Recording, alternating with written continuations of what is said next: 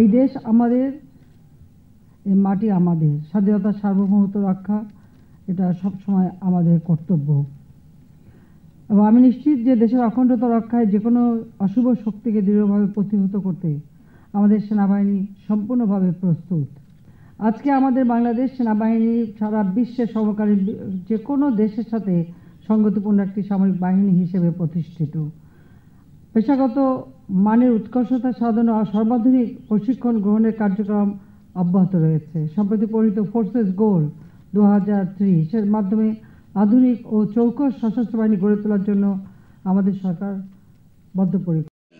আমি এটুকু আশা করব যে এইভাবে মানুষের সেবা করা, কারণ এটাই তো সকলের দায়িত্ব, কাজে আপনারা সেই সেবাটা করে যাবেন সেই আশা আমি করি। কারণ আমি এটা চাই যে জনগণের আস্থা, বিশ্বাস, ভালোবাসা আমাদের সেনাবাহিনী অর্জন করবে।